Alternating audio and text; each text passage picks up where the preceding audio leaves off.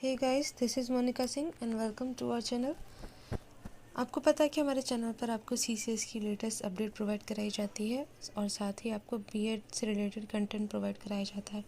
अभी हम कर रहे हैं lesson plans B Ed first year के, और साथ ही आपको पता है कि बीएड के एग्ज़ाम फॉर्म्स भी आ चुके हैं। तो अगर आपने अभी तक वो फिल नहीं किया है तो आप खुद से फिल कर सकते हैं, मोबाइल से, पीसी से या लैपटॉप से। उसके लिए हमने वीडियो आपको प्रोवाइड कल ही कराई है, तो आप चैनल पर जाकर उसे चेकआउट कर सकते हैं, या आपको डिस्क्रिप्शन बॉक्स में लिंक दे दिया जाएगा, वहाँ से भी आप देख सकते हैं। ठीक है, तो हमने 7 लेसन प्लान्स कंप्लीट कर लिए थे। आज हम देखने वाले हैं लेसन प्लान नंबर 8।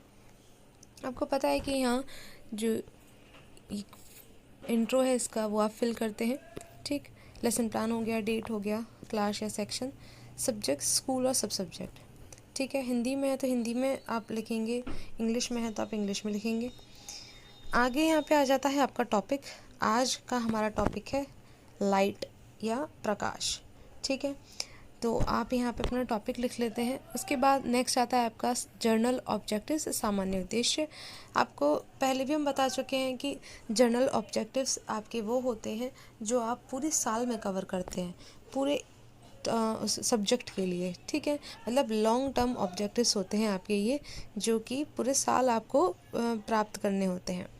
तो ये आपके सभी टॉपिक्स के लिए जब 20 लेसन प्लान्स बनाएंगे उसमें आप सेम रखेंगे। ठीक है, क्योंकि सब्जेक्ट तो चेंज नहीं हो रहा ना हमारे एक लेसन प्लान के अंदर, जो पूरी फाइल है हमारी उसमें टॉपिक चेंज होंगे। ठीक है, तो जैसे किसी भी सब्जेक्ट की आपकी फ़ाइल है तो उसमें आपको जर्नल ऑब्जेक्टिव्स हैं हर एक लेसन प्लान नंबर में सेम ही रखने हैं। ओके, आगे आपका आ जाता है स्पेसिफिक ऑब्जेक्टिव्स।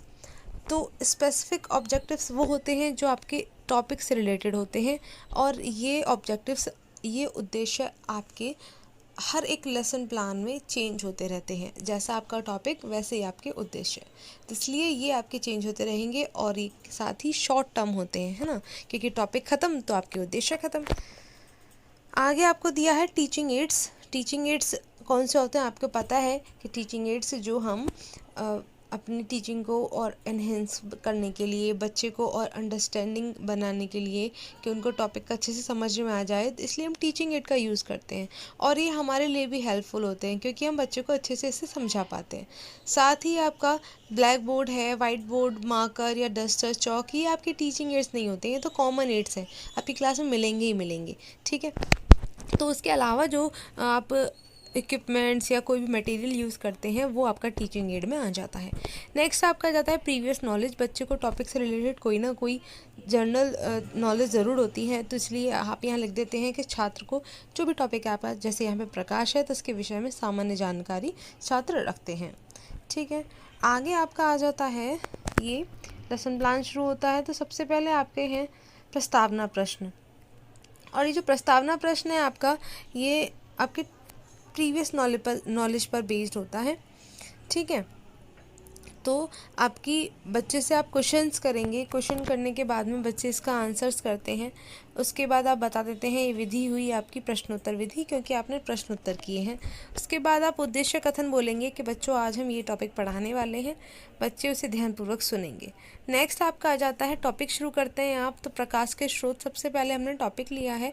यहाँ आप उद्देश्य बता देंगे, आपका उद्देश्य क्या है कि छात्र प्रकाश के स्रोत का ज्ञान प्राप्त कर सकेंगे। ठीक है, आपने विकासात्मक प्रश्न किया और बच्चे ने उत्तर दिए, और विधि है आपकी प्रश्नोत्तर विधि। ठीक, यहाँ फिर छात्र अध्यापिका कथन हो जाएगा, बॉय हैं तो छात्र अध्यापक लिखेंगे आप। और यहाँ आप क्या बताते हैं, जो आपने टॉपिक रिलेटेड क्वेश्चंस किए, आप टॉपिक को यहाँ पे एक्सप्लेन करेंगे अपने अकॉर्डिंग के प्रकाश के स्रोत होते क्या हैं। ठीक है, बच्चे से आपने पूछ लिया, अब आप एक्सप्लेन करेंगे अच्छे से। यहाँ बच्चे ध्यानपूर्वक सुनेंगे। विधि आपकी है व्याख्यान विधि, क्योंकि आप सिर्फ बोल के समझा रहे हैं। यहाँ हमने पिक्चर ऐड कर दी है समझाते हुए कि प्राकृतिक स्रोत है और यहाँ कृत्रिम स्रोत है। ठीक है, नेक्स्ट पेज पर चलते हैं। यहाँ आपका ये पूरा होता है एक्सप्लेनेशन। ब्लैक बोर्ड वर्क में हमने शो कर दिया कि प्रकाश के स्रोत हैं, 2 प्रकार से दिखा दिए ग्राफ के द्वारा कि प्राकृतिक स्रोत है और मानव निर्मित या कृत्रिम स्रोत है। उसका हमने एक एक एग्जाम्पल लिख के बता दिया। बाद में हम मूल्यांकन कर लेते हैं टॉपिक ओवर होते ही। प्रश्न करेंगे बच्चों से, किस लिए, ताकि हमें पता चल जाए कि बच्चों को समझ में आ रहा है या नहीं आ रहा है, वो लोग मतलब टॉपिक करने के बाद में आंसर कर पा रहे हैं क्वेश्चंस के या नहीं, तो इससे हमें ये पता चलता है। नेक्स्ट हमारा है सूर्य के प्रकाश के रंग, हमारा नेक्स्ट टॉपिक हो जाता है। उद्देश्य आपका हो जाता है। फिर हम विकासात्मक प्रश्न करते हैं, बच्चे इसका आंसर देंगे। विधि हमारी प्रश्नोत्तर विधि है, ठीक है। इससे रिलेटेड भी हमने पिक्चर शो की है, जो कि क्या दिखा रही है कि जो सूर्य का प्रकाश है वो सफ़ेद होता है और उसमें 7 रंग होते हैं, 7 रंगों से मिलकर ये प्रकाश बना होता है। तो हमने ये शो कर दिया बच्चे को। आप जब पढ़ा रहे हैं, आप जैसे ट्रेनिंग होती है आपकी या क्लास में पढ़ाने जा रहे हैं, तो आप वहाँ पर ही चार्ट पे बनाकर भी शो कर सकते हैं। आप चार्ट बनाकर ले जाइए, रोल बोर्ड पे बना के ले जाइए और आप इससे रिलेट करके क्वेश्चंस कर सकते हैं। अपना विकासात्मक प्रश्न हो जाएगा। आपको पता ही है विकासात्मक प्रश्न क्या होते हैं, बच्चे को टॉपिक पर लाने के लिए, जब टॉपिक पढ़ाने वाले होते हैं, तो उसमें आपको हेल्प करेगा।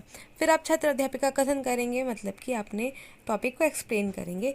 बाद में आप एक प्रश्न कर लेते हैं मूल्यांकन प्रश्न में। नेक्स्ट आपका आ जाता है दीप्त वस्तुएं, ठीक है। तो विकासात्मक प्रश्न किया और बच्चे उसके ऊपर आंसर करेंगे। प्रश्नोत्तर विधि हो जाती है। फिर छात्र अध्यापिका कथन हो जाएगा, आप एक्सप्लेन करेंगे बच्चे को टॉपिक। बच्चे ध्यान से सुनते हैं। हमने ब्लैक बोर्ड वर्क में दिखा दिया, दीप्त वस्तुएं होती हैं सूर्य, बल्ब, टॉर्च और मोमबत्ती। फिर हमने यहाँ क्वेश्चन कर लिया, मूल्यांकन प्रश्न, ठीक है। आगे चलते हैं, तो आगे आपकी आ जाती हैं अदीप्त वस्तुएं। अदीप्त वस्तुएं, उद्देश्य बता दिया, क्या है हमारा उद्देश्य, विकासात्मक प्रश्न कर लिया, बच्चे ने आंसर दिया। विधि हो गई हमारी प्रश्नोत्तर एवं प्रदर्शन। इसके बाद छात्र अध्यापिका कथन में आपने एक्सप्लेन कर दिया टॉपिक को, बच्चे ध्यान से सुनेंगे। व्याख्यान विधि हो गई और ये ब्लैक बोर्ड वर्क शो कर दिया। इसी के साथ आपको नीचे यहाँ नज़र आ रहा है कि हमने मूल्यांकन प्रश्न भी किया हुआ है, ठीक है। ये हो गया मूल्यांकन प्रश्न। आगे चलते हैं, तो आगे हमारा ये टॉपिक यहाँ पूरा होता है। तो हमारा लास्ट टॉपिक हो जाता है आपका पारदर्शी, अपारदर्शी और पारभासी वस्तुएं। यहाँ हमने क्वेश्चन किया बच्चे को प्रयोग करते हुए, दिखाते हुए, जैसे आप लोग पिक्चर में नज़र आ रहा है, हम ऐसे ही वहाँ प्रश्न करते हैं कि कोई अपारदर्शी वस्तु ली या पर्दा लिया और बच्चे को बोला इसमें से आप आर पार देखिए, तो वो नहीं देख पाएगा, तो ये अपारदर्शी पर्दा हो गया। जब उसको धुंधला दिखाई देगा तो पारभासी हो गया, और उसे एकदम क्लियर नज़र आ जाता है तो पारदर्शी वस्तु हो गई, ठीक है। तो प्रश्नोत्तर एवं प्रदर्शन विधि से हमने ये शो कर दिया। यहाँ पे हम एक्सप्लेन कर देंगे फिर से कि ये टॉपिक है क्या, बच्चे उसको ध्यान से सुनेंगे, देखेंगे। जब हम एक्सप्लेन करते हैं व्याख्यान विधि हो जाती है और लास्ट में आपका हो जाता है मूल्यांकन प्रश्न, ठीक है। इसके बाद में एंड में आपको पता है कि हम गृह कार्य देते हैं बच्चों को, तो ये गृह कार्य हो गया। इसी के साथ ये टॉपिक हो जाता है ओवर। नेक्स्ट टॉपिक के साथ हम कल मिलेंगे। आपको पता है आप टेलीग्राम से PDF डाउनलोड कर ही सकते हैं। तो कल मिलते हैं नेक्स्ट लेसन प्लान के साथ। Thanks for watching.